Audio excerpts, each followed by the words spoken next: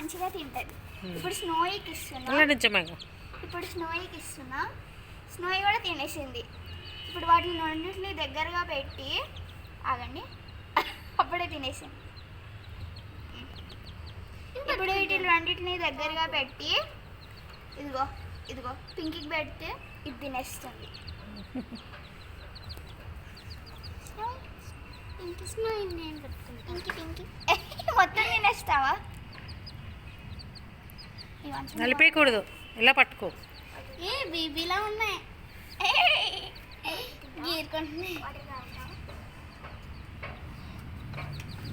ఏ లోపల పెట్టండి, వచ్చేస్తుంది.